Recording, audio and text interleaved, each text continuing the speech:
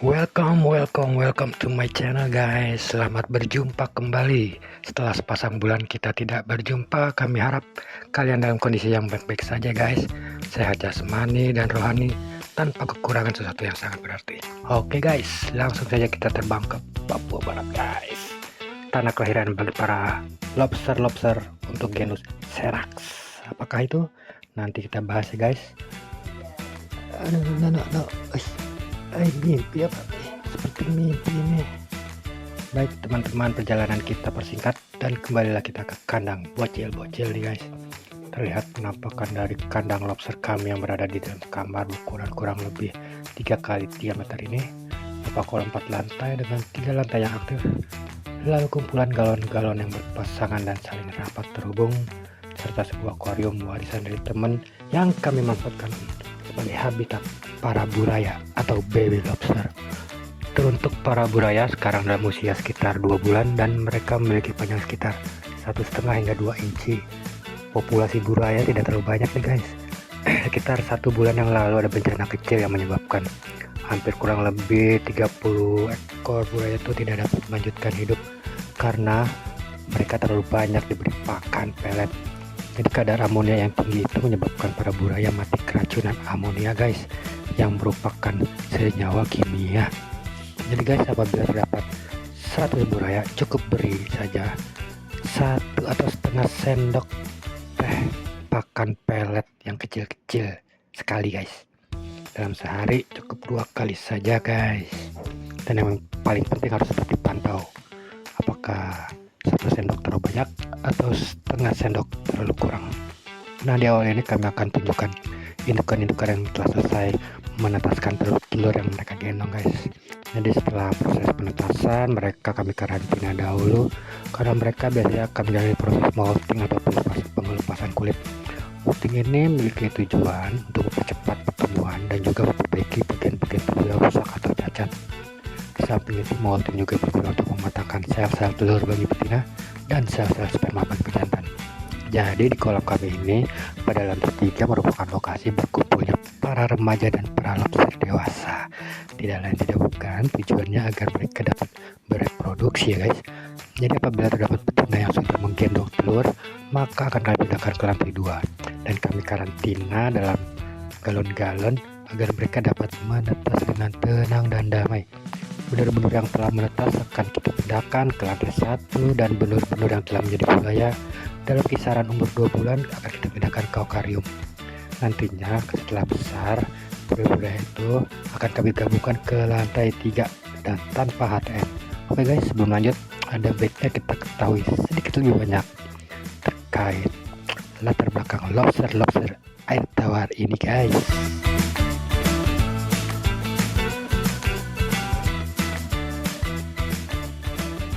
Perkenalkan, ini adalah Huna biru. Huna biru adalah lobster air tawar endemik Pulau Papua bagian barat.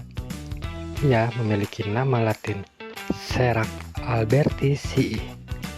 Jadi istilah Huna ini merupakan istilah ilmiah dalam bahasa Indonesia merujuk pada hewan lobster air tawar. Kerabat terdekat dari Huna biru adalah Huna capit merah. Ya, Huna capit merah ini memiliki bahasa Latin Serax quadricarinatus. Lobster air tawar ini adalah hewan endemik Australia. Karena kerabat dekat, secara morfologi Huna capit merah dan Huna biru memiliki persamaan bentuk dan warna. Hanya saja Huna biru memiliki warna badan biru yang lebih dominan. Ya, tidak bisa dipungkiri bahwa Pulau Papua dan benua Australia pada masa dahulunya itu merupakan sebuah satu daratan yang saling terhubung. Nah, kalau lobster capit merah ini adalah spesies lobster air tawar yang umum dibudidaya, tidak terkecuali oleh kami. Menyambung terkait morfologi, persamaan bentuk dan warna Huna biru dan Huna capit merah, maka kita tidak akan jauh-jauh berbicara mengenai taksonomi, yaitu klasifikasi. untuk pengorganisasian dan pengelompokan makhluk hidup berdasarkan kesamaan ciri-ciri yang mereka miliki guys. Jadi nanti akan ada tingkat-tingkatan dari yang paling umum, yang paling tinggi, yang paling atas, terus turun-turun ke bawah tingkatannya menjadi semakin spesifik menjadi spesies. Kita akan membandingkan 3 buah lobster, yaitu huna biru, huna capit merah, dan lobster air laut. Oke guys, untuk tingkatan pertama yaitu kerajaan yang paling umum dan paling besar kelompoknya, maka huna capit merah, huna biru, dan lobster air laut masuk dalam satu kerajaan yang sama, yaitu kerajaan hewan. Lalu tingkat kedua yaitu filum, di mana huna capit merah, huna biru, dan lobster air laut sama-sama masuk dalam filum Arthropoda. Jadi Arthropoda itu guys, kelompok hewan yang memiliki tubuh bersegmen atau berruas-ruas dan dilindungi oleh exoskeleton. Secara harfiah skeleton itu adalah tulang, exo itu luar, jadi tulangnya di luar. Dengan kata lain itu adalah cangkang ya. Kalau di lobster itu kulit di luar, atau di udang kulit udang yang di luar. Jadi jenis Arthropoda ini ada dalam bentuk serangga, laba-laba, udang kalajengking, dan lobster. Untuk tingkat yang ketiga yaitu untuk kelas huna capit merah, huna biru, dan lobster laut masih berada di dalam kelas yang sama. Mereka masuk dalam kelas Melacostraca. Lalu ordo pun mereka masih sama, yaitu ordo Decapoda. Dan dalam family, tingkatan family ini barulah ada perbedaan. Huna capit merah dan huna biru masuk dalam family atau keluarga Parastachidae, sementara lobster laut masuk dalam keluarga family Panulirudae. Apabila dalam tingkatan ini sudah terdapat perbedaan guys, maka otomatis tingkatan bawahnya mereka juga akan saling berbeda. Oke, untuk huna capit merah dan huna biru mereka masih dalam famili yang sama, maka genusnya pun kemungkinan sama atau berubah. Kita lihat, oh ternyata masih sama guys, mereka masuk dalam genus Cerax, bagaimana bacanya, serak gitu ya. Dan untuk lobster laut masuk dalam genus Panulirus. Dalam tingkatan paling bawah itu spesies, maka huna capit merah merupakan spesies Serak quadricarinatus, dan huna biru masuk dalam Serak alberticii.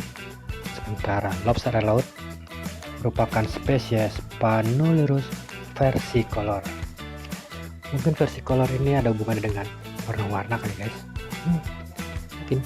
Oke guys, sekarang kita lihat juga nih guys, ada indukan atau betina setelah melahirkan dia molting, dimana capitnya cacat guys.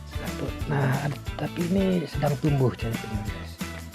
Iya, terlihat di situ dia sedang kita keluarkan dari karantina ya guys. Dan untuk betina ini kita punya nama loh guys, dia namanya Ana. Cantik kan? Oke guys, di sini juga lantai 2 masih terlihat satu jantan yang nampaknya juga memiliki capit yang patah atau dalam kondisi cacat. Nampaknya ia berada di dekat-dekat karantina para betina yang sedang menggendong telur ya guys. Jadi nampak betina-betina ini ya, kami bekukan umbris itu dia dalam bentuk yang membungkuk gitu guys. Ternyata yang capitnya copot itu juga punya nama guys. Yes kan, kami lupa guys. Ternyata si pejantan yang capitnya copot ini memiliki nama guys, dia namanya Tommy guys. Oke guys, Ana dan Tommy ini selain kompak dalam cacat, capit juga kompak untuk tergabung dalam anatomi. Oke guys, anatomi Ana dan Tommy. Anatomi organ tubuh luar lobster air tawar atau Serak quadricarinatus akan kita pelajari ini guys. terlihat ada dua gambar nih guys. Sebelah kiri ini adalah gambar nampak atas, gambar sebelah kanan adalah tampak dari bawah. Jadi guys, ada sekitar 9 bagian tubuh yang akan kita bahas. Pertama itu huruf A guys, dari gambar sebelah kiri. A itu adalah antena, jumlahnya 1 pasang, dan ia berperan untuk perasa dan peraba terhadap pakan dan lingkungan. Lalu pada abjad B itu hampir sama ya guys, itu juga antena, tapi namanya antenula. Terdapat 1 pasang di mana ia lebih sensitif, fungsinya untuk mencium pakan. Sementara abjad C di gambar sebelah kanan adalah mulut guys, hanya ada 1 doang mulutnya guys, fungsinya untuk mengunyah makan. Lalu D itu adalah capit sebelah kiri guys, nampak itu capit berwarna merah guys, makanya dia bernama capit merah. Ini capit ini nama lainnya adalah calipet, terdiri dari 1 pasang, lebar dan ukurannya lebih panjang dibandingkan dengan ruas dasar capitnya, berfungsi untuk memegang makanan dan lainnya. Lainnya ini tahu nggak guys, biasanya digunakan untuk manjat guys, jadi itu bandel kali guys, kadang-kadang keluar dari kolam itu dengan menggunakan capit. Dia memanjat dari kabel-kabel atau lipatan-lipatan terpal. Lalu E itu adalah ekor tengah guys, di paling bawah tuh guys ya, di gambar di sebelah kiri guys. Ekor tengah itu namanya telsot, dari 1 unit. Itu bentuknya memipih, sedikit lebar, dan dilengkapi duri halus yang terletak di semua bagian tepi ekor. F gambar sebelah kanan itu adalah ekor samping, terdiri dari 2 pasang, memipih dan fungsi untuk manuver, jadi untuk gerak-gerak kanan kiri berkelebat gitu guys. Untuk G atau huruf G itu ruas badan ya guys, nampak atas, dan sebelah kanan itu juga kelihatan ada ruas-ruasnya itu guys, di sekitar H itu guys. Nah, itu ruas badan atau abdomen yang terdiri dari 6 ruas. Dia itu memipih dengan lebar rata-rata hampir sama dengan lebar kepala. Lalu huruf H itu adalah kaki renang ya, di samping-samping sisi dari ruas tadi guys. Kaki renang ini atau plepot ini terdiri dari 4 pasang, berfungsi untuk melakukan gerak renang. Dan huruf I itu kaki-kaki guys, walking legs, ada 4 pasang, fungsi untuk berjalan. Oke guys, kembali lagi guys nih, akan kami tunjukkan nih betina yang generasi yang sama, mereka yang telah bertelur, selesai bertelur, dan sekarang sedang molting guys, dan dalam proses karantina. Ya guys, ini akan kami tunjukkan juga gambar tentang betina-betina yang bertelur guys. Mereka bisa bertelur dalam setahun itu 2 kali guys, dan bagi lobster yang masih umur sekitar 4-5 bulan itu dia sudah bisa bertelur guys, tapi telurnya masih berwarna kuning atau merah muda gitu guys, berbeda dengan betina-betina yang sudah berumur sekitar 6-7 bulan ke atas. Itu mereka akan bertelur dengan jenis telur yang warnanya itu berwarna merah atau kuning tua guys.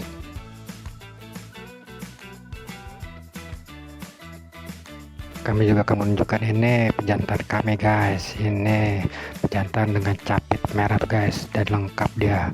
Ini menunjukkan bahwa dia dalam kondisi fisik yang prima, yang bagus, dan siap untuk kawin guys. Apabila dia kawin maka bisa dipastikan akan menghasilkan keturunan atau generasi yang unggul guys, unggul guys. Ya guys, jadi pejantan kami ini guys, dia bisa dicirikan dari alat kelaminnya guys. Harus dilihat dari belakang itu bagian bawahnya guys, di antara kaki-kaki dia guys, walking legs guys, itu ada yang berjendol-jendol tuh guys, itu adalah kelaminnya tuh guys. Perhatikan ya guys.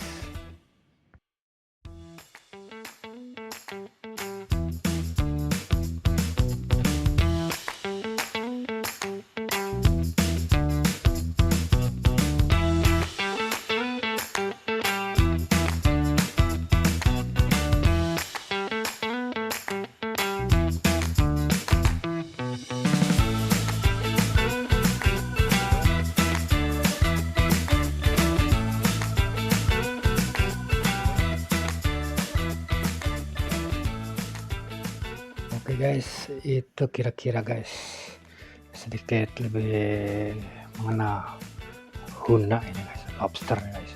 Di sini kita akan lanjut, kita melihat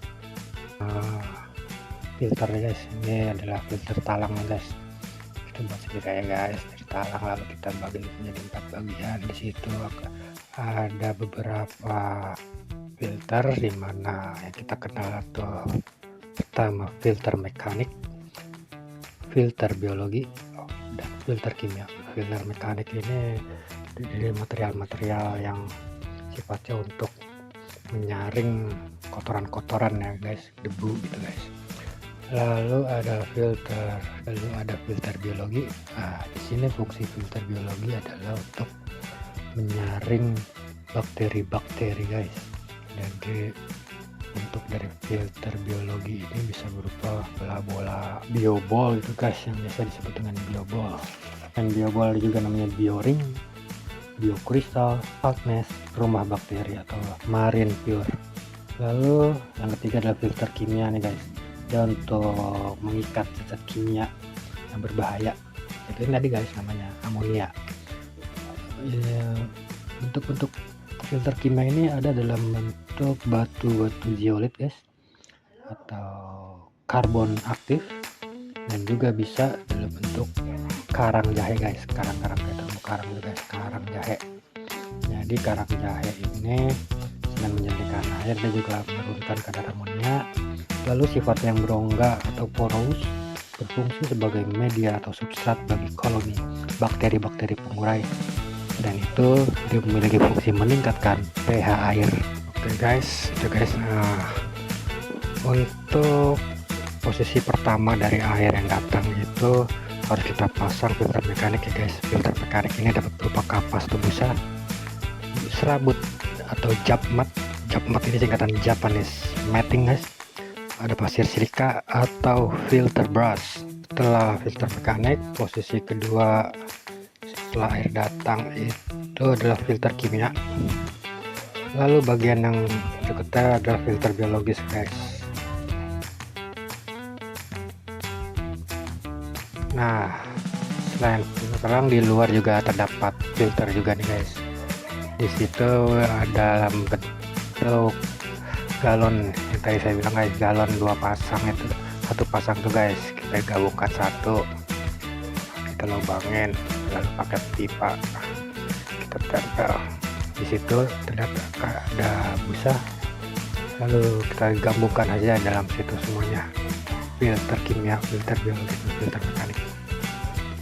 Untuk galon sebelahnya guys, kita taruh saja pompa situ guys. Situ nanti kita alirkan lagi ke lantai paling atas. Oke guys, seperti itu dulu guys perjumpaan kita kali ini. Di sini juga kami sudah mempersiapkan galon-galon untuk buat rumah lobster guys, kolam-kolam dari galon guys. Ada menggunakan ya material yang sama guys, terpal dan besi siku. Nanti kita mungkin akan ketemu dalam pembuatan kolam-kolam galon ini guys. Sekian dulu guys, sampai jumpa di lain waktu. Terima kasih dan salam sehat. Oke guys, bye.